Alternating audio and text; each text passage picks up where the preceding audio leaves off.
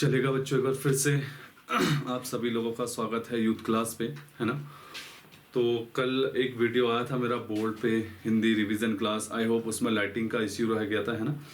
तो अगले संडे मेरा जो है रिवीजन क्लासें चल रही है, तो वो मैं रिवीजन करवा दूंगा, ठीक है। उम्मीद करूंगा कि अगले दिन आपको लाइटिंग की प्रॉब्लम ना आए।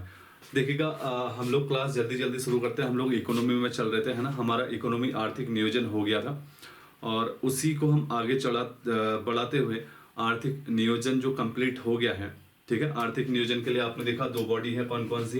एक योजना आयोग, मैंने आपको बताया था योजना आयोग, और दूसरा क्या बताया था, एनडीसी, ठीक है, नेशनल डेवलपमेंट काउंसिलिंग, यानी कि राष्ट्रीय विकास परिषद, जिसकी स्थापना 6 अगस्त 1952 को, यानी कि प्रथम पंचवर्षीय योजना के दौरान हुआ था। तो इसी योजनाओं का अंतिम, ठीक है, जो भी योजनाएं होती है, जो भी प्लान होते हैं, उसका अंतिम प्रहरी ये होता है। और योजना आयोग को याद रखिएगा मंत्री परिषद भी कहा जाता है, ठीक है। योजना आयोग को मंत्री परिषद भी कहा जाता है। ये क्वेश्चन कई बार एग्जाम में आ चुका है। यहाँ तक हो गया था, मैंने योजना आयोग ये सब चीज आपको बता दिया था। अब देखिएगा आज का जो हमारा अगला, अब चलते हैं, हम चलते हैं पंचवर्षीय योजनाओं पे। किस पे चलते हैं, पंचवर्षीय योजनाएं, ठीक है। पंचवर्षीय योजनाएं बहुत ही इंपॉर्टेंट है, यहाँ से क्वेश्चन बनेंगे ही बनेंगे। क्लास बिल्कुल मिस ना करें, एक दो क्वेश्चन बन सकते हैं इन फ्यूचर में, ठीक है। देखिएगा पंचवर्षीय योजनाएं मैंने आपको बताया, योजना का मतलब क्या होता है, कोई भी हम लक्ष्य रख रहे हैं ना, उसकी प्राप्ति करेंगे, ठीक है। उसकी प्राप्ति के लिए एफर्ट लगाएंगे, इन पे कुछ कार्यक्रम चलाएंगे, ठीक है। कुछ आपके जैसे देखिएगा क्या है, पंचवर्षीय योजनाएं भारत में लिया गया था, यूएसएसआर का मॉडल है, ठीक है। सोवियत संघ रूस का जो है हमने मॉडल अपनाया है पंचवर्षीय योजनाओं को इम्प्लीमेंट करने के लिए। हमारे यहाँ जो प्रथम पंचवर्षीय योजना, ठीक है, पंचवर्षीय योजना में भी प्रथम में चलते हैं। तो प्रथम जो लागू हुई थी, ये बहुत इंपॉर्टेंट डेट है, 1 अप्रैल 1951 से 31 मार्च 1956 तक, यानी कि इन 5 सालों के दौरान जो है प्रथम पंचवर्षीय योजनाएं चली थी। अब देखिएगा, आप योजना बना रहे हो, विकास के लिए जो है लक्ष्य निर्धारित कर रहे हो, ठीक है। इसमें लिखेगा जो विकास के लिए लक्ष्य निर्धारित किया गया था वो 2.1 किया गया था और 3.7 प्राप्ति हुआ, ये पूछ सकता है, ठीक है। प्राप्त जो किया 3.7 और 2.1 हमने जो है लक्ष्य रखा हुआ था। इस बार देखिएगा लक्ष्य जो है हमने 2.1 रखा था और 3.7 हमने प्राप्त किया, तो डेफिनेटली प्रथम पंचवर्षीय योजना क्या है, हमारी सफल रही। अब इसके सफलता के पीछे भी कुछ रीजन थे, कैसे सफल हुई, क्या हुई, क्योंकि इस दौरान जो है भारत सरकार ने सबसे ज्यादा एग्रीकल्चर को, ठीक है, कृषि को इस पंचवर्षीय योजना में सबसे ज्यादा फोकस किया था, प्रथम पंचवर्षीय योजना में। क्योंकि इतना तो पता था कि यार बहुत सारे लोग विभाजन के बाद जो भी सांप्रदायिकता हो चुकी है, 1948 देश विभाजन के बाद जो है भारत में इतनी उद्योग लगे नहीं है, इसलिए अभी फिलहाल प्रथम पंचवर्षीय योजना हम जो है वो एग्रीकल्चर को डिपेंड करेंगे, मतलब एग्रीकल्चर को ही टारगेट करेंगे। एग्रीकल्चर को टारगेट किया इन लोगों ने। अब एग्रीकल्चर और सिंचाई, अब समझिएगा, यहाँ पे सिंचाई उतनी थी नहीं भारत में, ठीक है, क्योंकि आज भी भारत की कृषि को मानसून का जुआ कहते हैं। एग्रीकल्चर तो आपने टारगेट रख दिया है। अब आपने एग्रीकल्चर को टारगेट रखने के साथ साथ सिंचाई जो होगी, ठीक है, कृषि जो होगी सिंचाई पे होगी ना निर्भर। तो इसके लिए क्या किया भारत सरकार ने, इसके लिए भारत सरकार ने प्रथम पंचवर्षीय योजना में 3 बहुउद्देशीय नदी घाटी परियोजनाओं को जो है वो बनाया था। पहला दामोदर नदी घाटी परियोजना, दामोदर नदी घाटी परियोजना, समझ रहे हो, बहुउद्देशीय परियोजना। बहुउद्देशीय परियोजनाएं क्या होती है, बहुत सारे उद्देश्यों की प्राप्ति के लिए बनाई जाने वाली योजनाओं को बहुउद्देशीय परियोजना कहते हैं। जैसे आपका दामोदर नदी घाटी परियोजना है, ठीक है, ये बहुउद्देशीय नदी परियोजना है, ये दामोदर नदी पर ही है, वेस्ट बंगाल, आपको पता होगा वेस्ट बंगाल का शोक बोला जाता है दामोदर नदी घाटी को, लेकिन वर्तमान में इस नदी को कन्वर्ट कर दिया गया है, लेकिन वर्तमान में ये श्राप की जगह जो है आशीर्वाद नदी कह सकते हो उसको, ठीक है। तो बहुउद्देशीय नदी जब, यानी कि बांध बनाकर, बड़े बड़े बांध बनाकर क्या होता है, देखो बांध स्टैंड कर दिया आपने, उसके बाद आप सिंचाई के लिए उस एरिया को पानी दोगे। दूसरा, वहां पे मत्स्य पालन हो सकता है, लोगों के लिए पर्यटन के रोजगार खुल सकते हैं। मतलब बहुउद्देशीय परियोजना, बहुत सारे उद्देश्यों को प्राप्त करने के लिए जिस योजना को बनाया जाता है वो बहुउद्देशीय परियोजना होती है। और जिस प्रकार से भारत सरकार ने प्रथम पंचवर्षीय योजना में एग्रीकल्चर को टारगेट रखा गया था, तो उस टारगेट को पूरा करने के लिए भारत सरकार ने भारत में पहली बार प्रथम पंचवर्षीय योजना में 3 बहुउद्देशीय नदी घाटियों की क्या की स्थापना की या बनाया उनको। पहली थी दामोदर नदी घाटी, दामोदर नदी पर बनाई है वेस्ट बंगाल पे। और याद रखिएगा बहुत इंपॉर्टेंट है, यूएसए में एक नदी घाटी है जिसका नाम है टेनेसी नदी घाटी। क्या है? टेनेसी नदी घाटी। ठीक है, टेनेसी नदी घाटी की ही तर्ज पर, टेनेसी नदी घाटी की ही तर्ज पर, यानी कि टेनेसी नदी के पेस्ट कॉपी करके पेस्ट कर दिया गया हमने किसमें? दामोदर नदी घाटी पे। यहां से कॉपी की और पेस्ट कहां पे कर दिया? दामोदर। यानी कि अगर आपसे पूछे कि दामोदर नदी घाटी जो बहुउद्देशीय परियोजना है उसको जो बनाया गया था किस नदी के तर्ज पे बनाया गया, तो यूएसए की टेनेसी नदी घाटी परियोजना की तर्ज पे इसको बनाया गया है। दूसरा लिखेगा, ठीक है, हीराकुंड बांध। इसी में हीराकुंड बांध बनाया गया था, बहुत ही फेमस बांध है, आपको बताएं महानदी पे है। ठीक है, उड़ीसा पे महानदी पे है, लिख लीजिएगा हीराकुंड बांध। ठीक है, तीसरा जो था भाखड़ा नागल बांध, भाखड़ा नागल बांध, भाखड़ा नागल बांध ये बनाया गया था आपके सतलज नदी पे।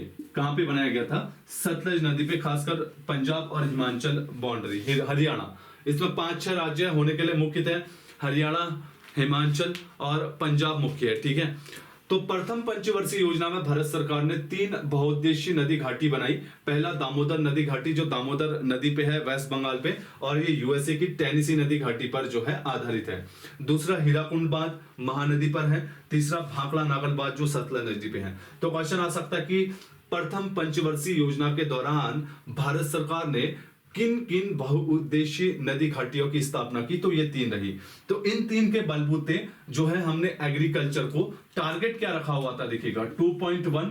तो इन नदी घाटी बनने से इतना फायदा हुआ कि हमने अपने विकास लक्ष्य को कितना कर दिया, 4.5 के 3.7 कर दिया। कितना कर दिया? 3.7 कर दिया। आया समझ में? आ रहा है ना? समझिएगा। ठीक है, ये समझ में आया। अब देखिएगा ये किस मॉडल पे आधारित थी। ठीक है, हेराल्ड डोमर मॉडल पे लिखेगा। मॉडल का नाम है Herald Domar, Herald Domar model पे थी। ठीक है, प्रथम पंचवर्षीय योजना याद रखेगा हेराल्ड डोमर पर। ठीक है, अब देखिएगा बच्चों इसमें नदी घाटी परियोजना थी। अब इसमें कुछ कार्यक्रम भी चलाए गए थे, समझ में आया ना? कुछ कार्यक्रम भी इसमें चलाए गए थे इस दौरान। पहला कार्यक्रम लिखेगा 2 अक्टूबर 1952 को, 2 अक्टूबर 1952 को इस प्रथम पंचवर्षीय योजना में लिखेगा सामुदायिक विकास कार्यक्रम चलाया गया था। सामुदायिक विकास कार्यक्रम बहुत इंपॉर्टेंट है, सामुदायिक विकास कार्यक्रम। यह भारत का प्रथम सबसे बड़ा कार्यक्रम था जिसे बताया जाता है। जेएल नेहरू ने इसके माध्यम से पंचायतों पर जो है, समझ में ना, पंचायतों के विकास करने का जो खाका है वो इसमें तैयार था सामुदायिक विकास कार्यक्रम में, लेकिन ये असफल रहा। ठीक है, ये सफल नहीं रहा। इसके बाद 1953 में राष्ट्रीय प्रसार सेवा, लिखते रहिएगा, राष्ट्रीय प्रसार सेवा इसी पंचवर्षीय योजना में चली, राष्ट्रीय प्रसार सेवा। ठीक है, इसी पंचवर्षीय योजना में चली। अगला देखिएगा इस पंचवर्षीय योजना में क्या चला। इस पंचवर्षीय योजना में 1953 में यूजीसी, ठीक है, यूजीसी आपने सुना होगा, विश्वविद्यालय अनुदान आयोग, विद्यालय अनुदान आयोग। राधा कृष्णन कौन थे आपके प्रथम शिक्षा मंत्री? सॉरी, हाँ मौला नहीं, सॉरी वो नहीं थे, लेकिन राधा कृष्णन की सिफारिशों पर यूजीसी की स्थापना की गई, विश्वविद्यालय अनुदान आयोग। यानी कि ये बताता है कि किस विद्यालय को किस विद्यालय के लिए सिफारिश देनी है और किसको कितना पैसा देना है। तो 1953 में यूजीसी की भी स्थापना की गई थी, विश्वविद्यालय अनुदान आयोग की, लिख लीजिएगा, बहुत ही इंपॉर्टेंट है। ठीक है, 1955 में इसी पंचवर्षीय योजना के दौरान इंट्रीगल कोच फैक्ट्री की स्थापना, लिखेगा, तमिलनाडु चेन्नई में की गई थी। दिख रहा है ना? 1955 के दौरान इंट्रीगल कोच फैक्ट्री की स्थापना इसी प्रथम पंचवर्षीय योजना के दौरान कहां की गई थी? चेन्नई में की गई थी। ठीक है, लिख लीजिएगा, बहुत इंपॉर्टेंट है। ठीक है, और इसी दौरान आपको पता होगा प्रथम आईआईटी खड़गपुर भी बनाया गया था, लिख लीजिएगा, प्रथम आईआईटी खड़गपुर, ठीक है, लिख लीजिएगा। तो ये जो है प्रथम पंचवर्षीय योजना के दौरान आपका चलने वाले कार्यक्रम थे और बहुउद्देशीय परियोजनाएं थी, ठीक है, आ रहा समझ में? इन सभी को नोट डाउन कर लीजिएगा और यहां से क्वेश्चन बन सकता है। अब दिखेगा दूसरी पंचवर्षीय योजना, द्वितीय पंचवर्षीय योजना 1 अप्रैल 1956 से 31 मार्च 1961 तक, लिख लीजिएगा। दूसरी पंचवर्षीय योजना किस मॉडल पे आधारित थी? तो लिखिएगा पीसी महान लोविस,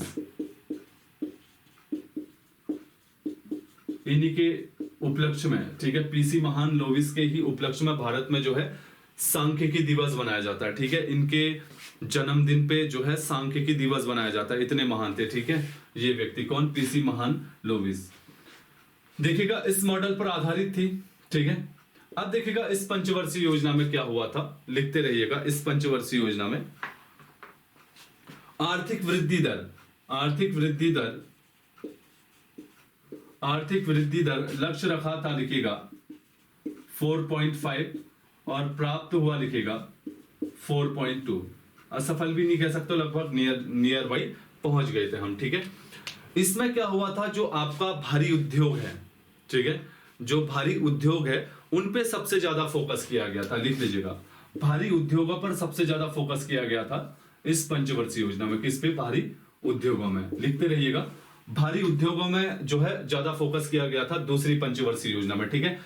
अब भारी उद्योगों में आपने फोकस तो कर दिया, इसके लिए आपके पास स्टील जो संयंत्र है, ठीक है, जहां से आपका उत्पाद होगा, उसके लिए इन्होंने 3 स्टील संयंत्र लगाए इसी पंचवर्षीय योजना में, इसकी प्राप्ति करने के लिए। किसके लिए? भारी उद्योगों को लगाने के लिए, ठीक है।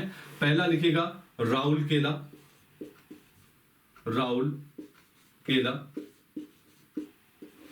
लिखिएगा उड़ीसा में है, और आपसे पूछेगा किस देश के सहयोग से लगाई? तो जर्मनी, लिखते रहेगा, बहुत इंपॉर्टेंट है, बहुत बार पूछा गया है। दूसरा लिखिएगा भिलाई स्टील संयंत्र, ठीक है, ये है आपका छत्तीसगढ़ में, और भिलाई में जो सहयोग देश था वो था रूस, लिखेगा रूस। अगला है दुर्गापुर शॉर्ट में लिख रहा हूं, वेस्ट बंगाल में है, और ये किसके सहायता से लगाया गया? ब्रिटेन की सहायता से। किसकी सहायता से? ब्रिटेन की सहायता से। अब देखिएगा, मैं आपको बताने की कोशिश कर रहा हूं। देखिएगा, आपने भारी उद्योगों के लिए लक्ष्य तो रख दिया है द्वितीय पंचवर्षीय योजना में, अब उसे प्राप्त कैसे करोगे? 4.5 आपने विकास दर रख दिया है और 4.2 आपने प्राप्त कर लिया, बहुत प्राप्त किया, मतलब इवन देखिएगा पहले में 3.7 था, फिर दूसरी पंचवर्षीय योजना में 4.2 था, तो बड़ा तो सही, लेकिन लक्ष्य की प्राप्ति हम नहीं कर पाए दूसरे में, ठीक है। लेकिन हमने भारी उद्योगों के लिए क्या चाहिए? इस संयंत्र, ठीक है, जो संयंत्र है वो चाहिए। तो उसके लिए भारत सरकार ने प्रथम पंचवर्षीय योजना में एग्रीकल्चर को दिया था, तो उसमें 3 नदी घाटी परियोजनाओं की स्थापना की थी, जो मैं आपको बता चुका हूं। तो दूसरे में भारी उद्योगों को दिया गया था, तो भारी उद्योगों के विकास के लिए इन्होंने 3 संयंत्र लगाए, ठीक है। राउरकेला में उड़ीसा में जर्मनी के सपोर्ट से, भिलाई छत्तीसगढ़ में रूस के सहायता से, दुर्गापुर वेस्ट बंगाल में ब्रिटेन की सहायता से, लिख लीजिएगा, ठीक है।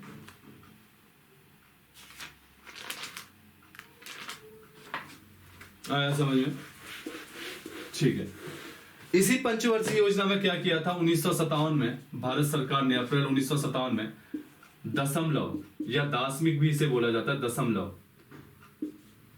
प्रणाली, जो फ्रांस की देन थी, उसको अपनाया था, लिख लीजिएगा। दशमलव प्रणाली जो फ्रांस की देन थी, 1 अप्रैल 1957 को, ठीक है, ये अपनाया था हमने फ्रांस की, जिसे दार्शनिक प्रणाली भी बोला जाता है, लिखेगा, जिसे दार्शनिक प्रणाली भी बोला जाता है। आया समझ में? ठीक है। इसी पंचवर्षीय योजना में भारत का सबसे अहम कार्यक्रम पंचायती राज जो है शुरू किया गया था 2 अक्टूबर 1959 को। कहां से बताइएगा? आपका राजस्थान के नागौर जिले से, राजस्थान के नागौर जिले से भारत में जो है पहली बार क्या गया था 2 अक्टूबर 1949 को पंचायती राज की शुरुआत की गई थी किसके द्वारा बताइएगा? भारत के प्रथम प्रधानमंत्री जवाहरलाल नेहरू द्वारा। इसी में 1958 में ग्रामीण व खादी उद्योग बोर्ड की स्थापना की, लिखेगा खादी उद्योग बोर्ड की। बहुत इंपॉर्टेंट है, ये याद रखिएगा, लघु और कुटीर उद्योगों को बढ़ावा देने के लिए, ठीक है। तो दूसरी पंचवर्षीय योजना में ही आपका नागौर से पहली बार पंचायती राज की जो है शुरुआत हुई थी। 1958 में ही लिखेगा ग्रामीण व खादी उद्योग बोर्ड की स्थापना हुई थी, ठीक है, लिख लीजिएगा, बहुत इंपॉर्टेंट है, ठीक है। ये इंपॉर्टेंट मैंने आपको बता दिए हैं।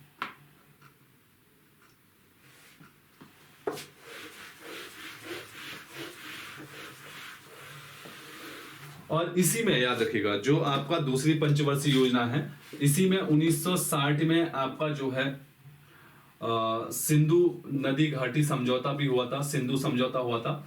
और 1954-55 में जो है पंचशीला समझौता भी चाइना से हुआ था, लिख लीजिएगा, पंचशीला समझौता भी चाइना से 1954-55 में हुआ था। और 1960 में इसी पंचवर्षीय योजना के तहत पंचशीला जो समझौता हुआ था वो प्रथम पंचवर्षीय योजना के दौरान हुआ था, लिख लीजिएगा, दूसरी नहीं। दूसरी पंचवर्षीय योजना में अहम था सिंधु नदी जल समझौता, ठीक है, लिख लीजिएगा। टाइम पीरियड याद रखिएगा इनका।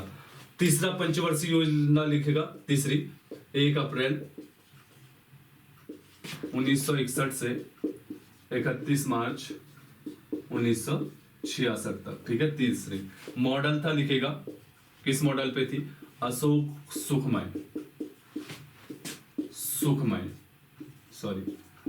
सुखमय मॉडल पर आधारित थी, लिखेगा, अशोक सुखमय मॉडल पे ये आधारित थी, लिखेगा, ठीक है, बहुत ही इंपॉर्टेंट है, ठीक है। लक्ष्य रखा गया था आत्मनिर्भरता के साथ स्वतः स्फूर्ति, यानी कि अब हमें आत्मनिर्भर होना पड़ेगा, खुद सेल्फ डिपेंड होना पड़ेगा और स्वयं ही मोटिवेट होना पड़ेगा, इसमें लक्ष्य रखा गया था, लिख लीजिएगा। और इसमें जो लक्ष्य रखा गया था आर्थिक विकास, आर्थिक दर प्राप्ति का, वो रखा गया था, लिखेगा 5.6 जो है लक्ष्य रखा गया था। और प्राप्त कितना हुआ? 2.8, लिखेगा। ये भारत की सबसे कह सकते हो कि सबसे मतलब खराब या सुस्ती, ठीक है, सबसे बैड अर्थव्यवस्था में से एक था। लक्ष्य कितना रखा था? 5.6 और पाया कितना? 2.8। तो भारत की सबसे असफल, ठीक है, असफल पंचवर्षीय योजना भी इसे बोला जाता है, ठीक है। इसके असफल होने का कारण क्या था? याद रखिएगा, 1962 में चीन युद्ध, ठीक है, 1965 में भारत पाक युद्ध। भारत पाक युद्ध 3 बार हो गया, आपको पता होगा। तो एक बार तो 1948 में, एक बार 1965 में, ठीक है, एक बार 1971 के आसपास में भी हुआ था और 1998 के आसपास में जो कारगिल का हुआ था, ठीक है, 3-4 टाइम हो गया था। 1948 भी देख लेना, यहाँ पे भी हुआ था, जो पाकिस्तान को लेके था, ठीक है, सॉरी, जो जम्मू कश्मीर को लेके था। तो 1948, 65, 71 और 58।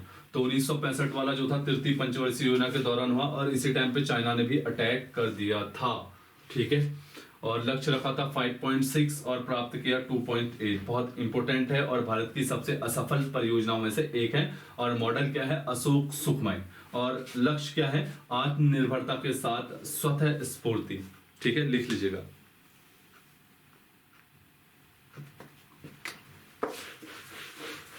इस पंचवर्षीय योजना में लिखेगा एक और इस्पात प्लांट बोकारो संयंत्र की स्थापना की गई, कहां? झारखंड में। और लिखेगा रूस की सहायता से, ठीक है, इंपोर्टेंट है। तीसरी पंचवर्षीय योजना में बना। 3 तो जो है राउरकेला, ठीक है, दुर्गापुर, ठीक है, वो जो बनने वाले थे राउरकेला, दुर्गापुर, ठीक है, वो थे आपके प्रथम पंचवर्षीय योजना में। जो आपका बोकारो झारखंड में लगाया गया रूस की सहायता से, एक किसमें है? तीसरी पंचवर्षीय योजना में, ठीक है। इस पंचवर्षीय योजना में लिखेगा 1964 में 2 भारत सरकार ने अहम कदम किए। एक तो IDBI, IDBI, industrial development bank of India, भारतीय औद्योगिकरण विकास बैंक, भारतीय औद्योगिक विकास बैंक, हिंदी में इसे बोलोगे भारतीय औद्योगिक विकास बैंक, ठीक है, औद्योगिक विकास बैंक यानी कि IDBI विकास बैंक, भारतीय औद्योगिक विकास बैंक की स्थापना की गई। और 1964 में ही UTI, इंडियन यूनिट ट्रस्ट लिखेगा, भारतीय यूनिट ट्रस्ट की स्थापना की गई थी, लिखेगा, ठीक है, यूनिट ट्रस्ट ऑफ इंडिया, इसे यूनिट ट्रस्ट ऑफ इंडिया बोलते हैं, UTI यूनिट, ये पूछा जाता है, याद रखेगा, trust of India, unit trust of India की स्थापना की गई थी, लिखेगा 1964 में, ठीक है। इसके बाद देखिएगा 1965 में दो अहम और स्टैंड किए गए थे। पहला FCI, food corporation of India, भारतीय खाद्य निगम, लिखेगा, भारतीय खाद्य निगम की स्थापना, FCI की स्थापना तीसरी पंचवर्षीय योजना के दौरान। और 1965 में ही CACP, ठीक है, CACP, ठीक है, 1965 में CACP लिखेगा, कृषि कीमत आयोग बोला जाता था उस टाइम पे, कृषि कीमत आयोग, उस टाइम पे जब स्थापना हुई इसकी, ठीक है, 1965 में। तो 1965 में दो अहम बॉडियों की स्थापना हुई, पहला FCI, भारतीय खाद्य निगम, दूसरा CACP, कृषि कीमत आयोग। 1985 के बाद इसका नाम बदल दिया गया और वर्तमान नाम क्या दिया गया, लिख लीजिएगा, कृषि कीमत लागत आयोग, लागत आयोग, लिखेगा। अब बोलते हैं कृषि कीमत लागत आयोग, ठीक है। तो ये बहुत इंपॉर्टेंट है, ये क्या करता है देखिएगा, CACP क्या करता है, कृषि कीमत लागत आयोग, आपने MSP सुना होगा, मिनिमम सपोर्ट प्राइस, ठीक है, जो किसानों के लिए MSP होता है, मिनिमम सपोर्ट प्राइस होता है, उसको तय करता है कौन, CACP, ठीक है। वर्तमान में इसका नाम क्या है, कृषि कीमत लागत आयोग, ठीक है। MSP जो है साल में लिखेगा 2 बार तय होता है, एक बार रबी की फसल में, एक बार खरीफ की फसल में, ऐसा पूछा जा सकता है। और MSP को तय करने वाला कौन सी बॉडी है, CACP, उसकी स्थापना कब हुई, 1965 में। उस टाइम पे नाम क्या था, कृषि कीमत आयोग, और वर्तमान नाम क्या है, कृषि कीमत लागत आयोग, लिख लीजिएगा, ठीक है।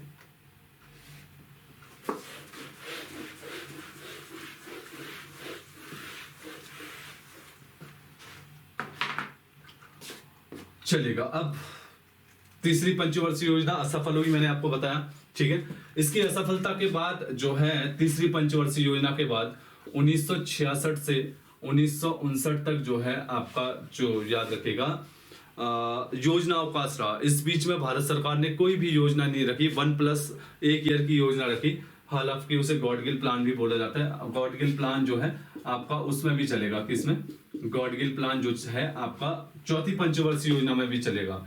तो 1966 से 1969 के बीच में भारत में जो है, याद रखिएगा, क्या है, योजना अवकाश का काल माना जाता है। लेकिन इस दौरान 1966-67 में, याद रखिएगा, जो है भारत में हरित क्रांति, क्या, हरित क्रांति जो है ये चली थी, हरित क्रांति, ठीक है।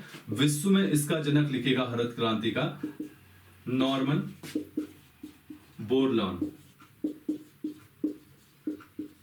विश्व में हरित क्रांति का जनक नॉर्मन बोरलॉन को बोला जाता है। और भारत में याद रखेगा MS स्वामीनाथन को, किसे, MS स्वामीनाथन को, स्वामीनाथन। हरित क्रांति का मतलब क्या था, इसमें हाइब्रिड बीज जो है वो लाई गई थी, खासकर किसकी, गेहूं और चावल की, किसकी, गेहूं और चावल की। हरित क्रांति के दौरान सबसे ज्यादा जो लाभ, यानी कि सबसे ज्यादा जिस फसल का प्रोडक्ट हुआ वो हुआ था गेहूं का, समझ में आना, किसका हुआ था, गेहूं का। और दूसरे नंबर पे चावल, तो खासकर गेहूं और चावल टारगेट रखा था। अगर इसमें सबसे ज्यादा प्रभावित एरिया, तो सबसे ज्यादा किस क्षेत्र में इसकी फसल हुई थी, तो लिखेगा पंजाब, ठीक है, लिखेगा पंजाब, हरियाणा और पश्चिमी यूपी, पश्चिमी यूपी। तो ये 3 एरिया इसके दौरान सबसे प्रभावित थे, यानी कि इन 3 एरिया में सबसे ज्यादा गेहूं और चावल का प्रोडक्ट किया। और इसी एरिया में जो है हाइब्रिड बीज जो है सबसे ज्यादा लगाए गए। तो हरित क्रांति याद रखिएगा, विश्व में नॉर्मन बोरलॉन और भारत में MS स्वामीनाथन, प्रभावित क्षेत्र पंजाब, हरियाणा, वेस्ट यूपी। और सबसे ज्यादा प्लस जो फसल रही गेहूं, अगर दूसरा भी ऑप्शन दे तो चावल, ठीक है। ये दोनों सबसे ज्यादा प्लस में रही थी, इन्हीं को लेकर टारगेट किया था किसने, भारत सरकार ने, ठीक है। अब लिखेगा चौथी पंचवर्षीय योजना, ठीक है, चौथी पंचवर्षीय योजना। अब देखेगा चौथी पंचवर्षीय योजना चलने के दौरान गैप हुआ ना 1966 से 1969, उसे योजना अवकाश काल बोला जाता है, ठीक है, कब भी आएगा तो 1966 से 69 तक योजना अवकाश। अब चौथी पंचवर्षीय योजना चलाई 1 अप्रैल 1969 से 31 मार्च 1974 तक, इसका टाइम पीरियड रखा गया, ठीक है, लिख लीजिएगा 1 अप्रैल 1969 से 31 मार्च 1964 को लिखेगा। मॉडल लिखेगा, किस मॉडल पे आधारित थी, चौथी पंचवर्षीय योजना लिखेगा अशोक रुद्र व सलन माने, अशोक रुद्र व सलन माने, अशोक रुद्र व सलन माने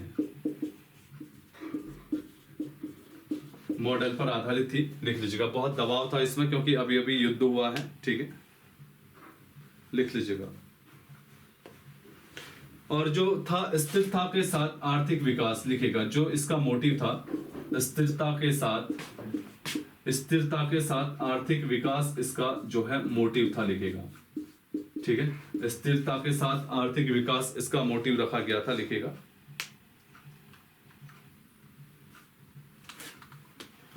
बच्चों देखिएगा इसमें चलने वाले जो कार्यक्रम थे, ठीक है, पहला कार्यक्रम जो इसमें चलाया गया लिखेगा 19 जुलाई 1969 में इंदिरा गांधी सरकार थी, तो इंदिरा गांधी ने क्या किया, सर्वप्रथम भारत में 14 बैंकों का राष्ट्रीयकरण किया, लिखेगा 14 बैंकों का राष्ट्रीयकरण किया, ठीक है।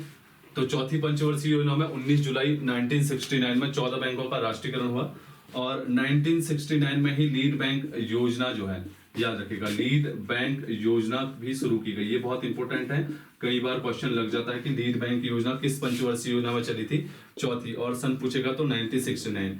लीड बैंक योजना के तहत क्या किया गया, ये जिला स्तर पर चलाया गया था, ये याद रखिएगा, ये पूछा जा सकता है किस स्तर पे चलाया गया था, तो जिला स्तर पे।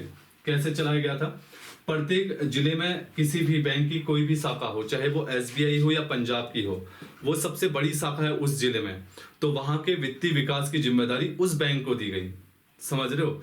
प्रत्येक जिले में चाहे PNB हो चाहे SBI हो, कोई भी बैंक हो, जिस भी बैंक की शाखा सबसे बड़ी है उस जिले में, तो उस जिले के आर्थिक विकास यानी कि जिम्मेदारी सब उस बैंक को दी गई, इसे ही लीड बैंक योजना कहा गया, लिख लीजिएगा, ठीक है, जिला स्तर पर चली थी। और इसी बीच में लिखेगा, इसी योजना में 1969 में MRTP एक्ट आया था, लिखेगा MRTP एक्ट आया था, लिखेगा एकाधिकार प्रतिबंध व्यापार, एकाधिकार प्रतिबंधित व्यापार, लिखेगा एकाधिकार प्रतिबंधित व्यापार व्यवहार अधिनियम, व्यवहार अधिनियम, समझ में आना, ये पूछा जाता है MRTP एक्ट, ठीक है। किससे संबंधित है मैं आपको बताऊं, ये है मोनोपॉलिसी से, कोई भी बिजनेसमैन है कुछ है तो इसके द्वारा किसी के पास मतलब पूरा पैसा ना रहे, ठीक है, एक लिमिट दी गई कि एक लिमिट तक आपके पास पैसा होना चाहिए, वरना सभी पैसा आपके पास हो जाएगा तो सभी लोग क्या हो जाएंगे, गरीब हो जाएंगे। तो MRTP एक्ट तब लाया गया, ठीक है, कि किसी की मोनोपॉलिसी ना रहे करके, ठीक है। अगला लिखेगा, इसी के दौरान श्वेत क्रांति चली, श्वेत क्रांति, ठीक है, 1970 में लिखेगा, 1970 में इसी के तहत श्वेत क्रांति चली और इसके जनक थे, लिखेगा, ठीक है, वर्गीस कुरियन, वर्गीस कुरियन, ठीक है, भारत में वर्गीस कुरियन। और इसी दौरान इसको लेके 1971 में श्वेत क्रांति से ऑपरेशन फ्लड चलाया गया, लिख लीजिएगा, ऑपरेशन फ्लड चलाया गया। कई बार क्वेश्चन आता है कि ऑपरेशन फ्लड का संबंध किससे है, तो ऑपरेशन श्वेत क्रांति से है। वर्गीस कुरियन इसके जन्मदाता थे, 1970 में चला। तो भारत आज देख लो नंबर 1 पे है, ठीक है, भारत विश्व में दुग्ध उत्पादन पे नंबर 1 में है, किस क्रांति के द्वारा, श्वेत क्रांति के द्वारा, जो चौथी पंचवर्षीय योजना में 1970 में चली थी। खाका तब तैयार हुआ और नंबर 1 कब बन रहे, अब बन रहे, ठीक है। अगला लिखेगा, आपने देखा होगा मई 1974 में, ठीक है, 19 मई है एग्जैक्ट में, आप देख लीजिएगा, मई 1974 में हमने पहला परमाणु प्रशिक्षण किया था पोखरण पर, लेकिन हालांकि असफल रहा और इसका नाम क्या रखा था, स्माइलिंग बुद्धा। क्या रखा था, स्माइलिंग बुद्धा या लाफिंग बुद्धा, ठीक है, स्माइलिंग बुद्धा लिखेगा। पहला परमाणु परीक्षण किया था मई 1974 में, हालांकि फेल हुआ था। इसमें जो यूरेनियम दिया था आपने देखा होगा कनाडा ने दिया था। तत्कालीन जो यूएनओ है, अदर है, उन्होंने कनाडा पे क्या लगा दिया था, प्रतिबंध लगा दिया था, ठीक है। तो स्माइलिंग बुद्धा इसका कोड रखा था गया था मई 1974 में, ये चला था, लिख लीजिएगा, ठीक है, बहुत इंपॉर्टेंट है। इसके बाद देखिएगा इसी पंचवर्षीय योजना में परिवार नियोजन, ठीक है, परिवार नियोजन कार्यक्रम भी शुरू किया गया था, लिख लीजिएगा, परिवार नियोजन, परिवार नियोजन कार्यक्रम भी शुरू किया गया था इसी पंचवर्षीय योजना के दौरान, ठीक है, लिख लीजिएगा। और याद रखिएगा परिवार नियोजन लागू करने वाला भारत जो है विश्व का पहला देश भी बना, ठीक है, परिवार नियोजन कार्यक्रम। तो मई 1974 में परमाणु परीक्षण किया लेकिन असफल रहा। उसका ऑपरेशन का नाम क्या दिया, स्माइलिंग बुद्धा। परिवार नियोजन कार्यक्रम पूरे विश्व में लागू करने वाला भारत प्रथम देश है। और कौन सी पंचवर्षीय योजना में, चौथी पंचवर्षीय योजना में, ठीक है। लीड बैंक भी इसी में शुरू की गई और 19 बैंकों का राष्ट्रीयकरण भी इसमें हुआ। इवन इसमें ऑपरेशन फ्लड जो है और श्वेत क्रांति से जोड़ा जाता है, वो भी शुरू हुई। और उसका वो बोला जाता है किसको, वर्गीस कुरियन को। ये आपकी पंचवर्षीय योजना रही। उम्मीद है कि कल मैं आपको जितनी पंचवर्षीय योजना और बची है वो करवा दूंगा, है ना। तो कल भी आपका इकोनॉमी का रहेगा, वो मैं करवा दूंगा, तो आप लोग पढ़ते रहिएगा, है ना। तो कल इकोनॉमी का जो भी आपका पंचवर्षीय योजना बचा होगा मैं करवा दूंगा। आप लोगों को इकोनॉमी काफ़ी हेक्टिक लग रही है तो मैं वो आसान कर दूंगा, ठीक है। लेकिन जो भी मैंने आज पंचवर्षीय योजना में जितने भी पॉइंट कर रहे हैं, पॉइंट टू पॉइंट कवर कर लीजिएगा। उसमें से क्वेश्चन बनते ही बनते हैं, ठीक है। कभी ना कभी हो सकता है कोई क्वेश्चन टपक जाए, तो आप लोग देख लीजिएगा। बाकी पढ़ते रहिएगा, है ना। आपके फिजिकल भी चल रहे होंगे, स्वस्थ रहना भी ज़रूरी है, ठीक है। तो स्वस्थ रहें और फिजिकल आसानी से दें, है ना। तो पहला तो फिजिकल ही वार है, फिजिकल आपको पास करना है पुलिस का। और जैसे ही फिजिकल पास हो जाता है फिर लग जाइएगा, है ना, दिन रात तैयारी में। और संडे जो है मैं एक आप लोगों के लिए एक अलग से योजना लेके आया हूँ कि हर संडे जो है आपका रिवीजन करवाऊंगा। पिछले संडे आपका हिंदी का था, उतना साफ तो नहीं दिखा। अगले संडे आपका जो है पूरा उत्तराखंड का रिवीजन करवाऊंगा, ठीक है। तो उस क्लास को मिस ना करें। एक एक संडे जो है उत्तराखंड हिंदी का आपका जो है, एक दिन उत्तराखंड एक दिन हिंदी, एक एक लेसन करके चलेंगे, ठीक है। तो ऐसे करके चलेंगे तो हफ्ते में जो है 2 उत्तराखंड के और 2 हिंदी के कवर होते जाएंगे, क्योंकि कम है उसमें। तो महीने में आपके कितने हो जाएंगे, 4 टोटल, 2-2 उसके। तो मतलब आप मान के चलिएगा कि पटवारी तक आपका वो भी रिवीजन हो जाएगा, जो संडे वाला अलग से रिवीजन चल रहा है, ठीक है। उसमें मैं सीधे पीडीएफ में पढ़ाऊंगा आपको, और जो जो इम्पोर्टेंट है, जो जो सोर्स है बुक के, वो मैं लेके अपने जो है वहाँ पे करूँगा। और मैं जहाँ पढ़ाता हूँ वहाँ तो है, पर उतना टाइम मिलता नहीं है वहाँ पे, है ना। डिजिटल बोर्ड है वहाँ पे, उतना नहीं करता है। तो सुबह वहाँ पढ़ा के अभी आप लोगों के लिए यहाँ आना पड़ता है मुझे। तो अभी आपके लिए यहाँ पढ़ाना पड़ता है मुझे बोर्ड में, ठीक है। सिर्फ अब ये नहीं है कि सिर्फ आपको ही पढ़ा रहा हूँ, ऑफलाइन भी बच्चों को पढ़ा रहा हूँ, क्योंकि हर किसी का कैरियर जरूरी है भाई, बच्चों का, है ना। चाहे आपका हो चाहे उनका हो, ये है हमारा एफर्ट, ठीक है। बाकी पढ़ते रहिएगा और किताब जरूर ले लें, है ना। मैं तो यही कहूँगा, क्योंकि देखिएगा इन फ्यूचर में आपके ही काम आएगी, मेरे काम तो आएगी नहीं। मैंने आपके काम के लिए बना रखी है। और जो भी नहीं ले रहा उसे, जो भी पुलिस की भर्ती कर रहा है, कांस्टेबल की भर्ती कर रहा है, वो तो जरूर ले ले। एज इट इज क्वेश्चन आएंगे और मुझे लगता है कि प्रैक्टिस के लिए बेस्ट है। एक आध क्वेश्चनों में आप संदेह था, जैसे कि आप लोग बार बार बोल रहे थे कि परिसीमन, देखिएगा बहुत सी बुकों में फरवरी 2008 दिया है, लेकिन हमने जो सर्च किया इनकी साइट पे, और हमें जो आपका विंसर ईयर जो बुक मिलती है 29 दिसंबर 2006 मिला था। तो बताया गया था कि 2008 में उन्होंने रिपोर्ट सौंपी थी करके, ठीक है। ये जो है जहाँ से हमने रखा हुआ था, तो 29 दिसंबर 2006 का 2 जगह से हमें रेफरेंस मिला, इसलिए मैंने दिसंबर 2006 उसका आंसर दिया है। बाकी इस बार माइनर, मतलब कोई गलती है नहीं, ठीक है। उस क्वेश्चन में आपको डाउट था तो मैंने ग्रुप में भी क्लियर कर दिया था, मैंने आपको बता दिया है, ठीक है। इस बार मतलब आप मान के चलिएगा कि आँख बंद करके चलिएगा, मतलब आपको गलती नहीं मिलेंगी। आप चलते रहिएगा, ठीक है। आपको मतलब, क्योंकि इस बार रिसर्च और कंटेंट है तो आप लोग कर सकते हो। और जल्दी ही अपने निजी स्टोरों में बुक ले ले, अगर नहीं मिल रही है तो संपर्क कर लें। जिन बच्चों ने भी ली है वो सबसे ज़्यादा उत्साहित है कि सर बुक जो है उत्तराखंड में काफ़ी अच्छे लेवल की बनाई है, और पर लेसन के हिसाब से बहुत तरीके से जो है हमारी तैयारी हो रही है। तो उन लोगों को मैंने क्या कह रखा है कि आप लोग जैसे उत्तराखंड का कोई पहला लेसन पढ़ लो, बलौदी से पढ़ लो, BS नेगी से पढ़ लो, परीक्षा वाणी से पढ़ लो, उसके बाद मेरी बुक बनाओ उस लेसन को लेके, ठीक है। हिस्ट्री का है तो अजय रावत, घनश्याम जोशी और ठीक है ये पढ़ लो, यशवंत सिंह कटोच पढ़ लो, उसके बाद हिस्ट्री कर लो। तो इस प्रकार से आपकी किताबों की किताब भी कवर हो जाएंगी और आपके जो क्वेश्चन है वो भी कवर हो जाएंगे। तो मोस्ट ऑफ करवा रखा है, ठीक है। तो जरूर डे प्रैक्टिस करें और मैं तो यही चाहूँगा कि इन फ्यूचर में जरूर आपको पटवारी और पुलिस में वो फ़ायदा देगी, ठीक है। इसी के साथ चलेगा, हम लोग कल मिलते हैं और जो है अपनी तैयारी जारी रखें। फिजिकल के लिए एक बार फिर से आप लोगों को शुभकामनाएं। फिजिकल आराम से दे, इस बीच में अपनी जो है तबीयत का भी ख्याल रखें क्योंकि आपके फिजिकल होने वाला है, ठीक है। चलेगा, हम लोग कल मिलते हैं।